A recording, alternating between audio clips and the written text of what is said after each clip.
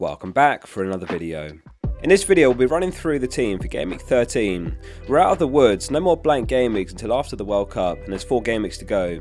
Thanks for all the great comments and feedback this week. By tonight it'll be 8 videos in 4 days, so I hope you're all enjoying the content packed in to help you navigate these game weeks.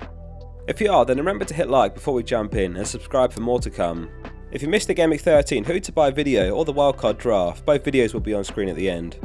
So starting with a quick look back at how Gameweek 12 went. At the time of recording, 41 points, or 37 after the -4 with Andreas and Mitrovic to play. A red arrow as it stands to 129k overall. This could actually get worse depending on how the final couple of games go, or it could even be a green if they manage to chip in with a couple of returns. A welcome clean sheet from Nico Williams and a 9-pointer for Trippier, which now means he's the top scoring defender in the game heading into Gameweek 13. It was always a likely red with 10 men and a -4, but Salah and Trossard's blanks also disappoint him. 1 point lost from the Trossard punt, which is a fair price to pay. He was very involved, hit the crossbar and even created a big chance. He's likely to leave the team as quickly as he joined it, more on the transfer plans later. Don't worry if you're on a red arrow, over 1 million free hits were active in Gameweek 12, so you'll make the points back later when it's your go. So let's take a look at how the team's shaping up for Gameweek 13. We'll give Everson the nod again just in case he plays. Again, it'll almost certainly be Pope off the bench, who has a tough fixture away to Spurs. Spurs face Newcastle off the back of a defeat to Man United, who were able to keep a clean sheet themselves.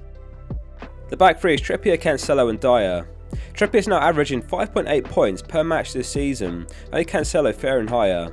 That said, he'll do well to maintain that this game week against the Spurs side looking for a response after a disappointing loss to Man United, where they did look decidedly second best. Man City topped the Gameweek 13 clean sheet odds, Cancelo home to Brighton on Saturday after a midweek rest. Brighton weren't able to put one past Forest midweek, which we can also take encouragement from. After a blank game week, Cancelo trails Trippier by a single point, but could move back on top this weekend. So the perfect result would be a 0-0 between Spurs and Newcastle, with Dyer playing for us too. Back when we sold James last game week, one thing in our thinking was, although Dunk looked good for the last 2 game weeks, they face Man City this weekend. And on the bench we've got Williams and Fofana, who aren't playable either.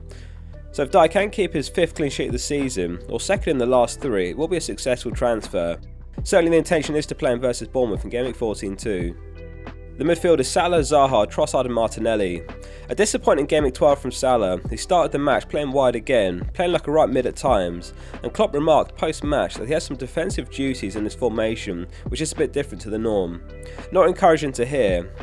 He's played his best this season when through the middle, but while Nunez is on the pitch we may see more of the same. He's an easy hold versus Forest anyway. Zaha finally rewarded the patience, taking his goal well versus Wolves and picking up bonus. If he sold Saka for Zaha last game week, then he timed it absolutely perfectly in catching all the returns. On reflection, we definitely sold Saka too early, but glad to have gotten a couple of returns from Zaha over that run. This game week is a dilemma for many managers who own Trossard. The punt for Forest didn't come off, and it's a decision whether to sell or bench him in our team. The intention is to move him straight on this game week. No hard feelings for Trossard, it was a punt worth taking, but we at least caught his haul earlier in the season back in Gameweek 6. Martinelli faces Southampton, who have conceded 18 goals this season and kept just 1 clean sheet, which came in Gameweek 12.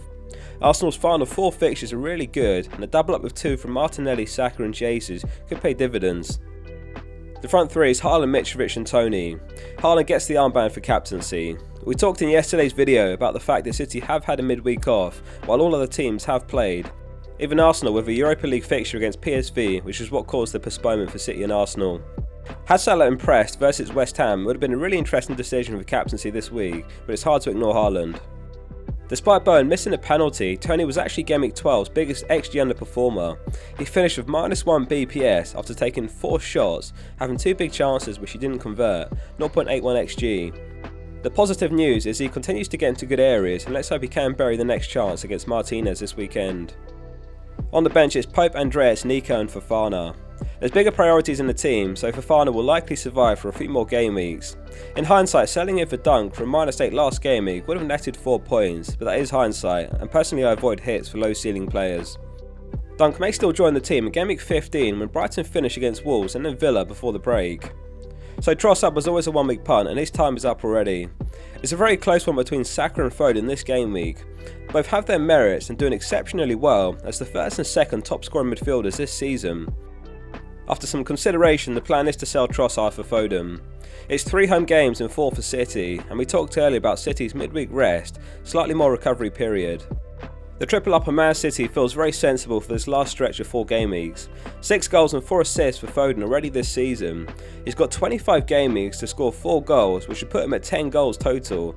And that would be his best goal scoring season ever, so that says it all as far as how much he's gone up a level this season.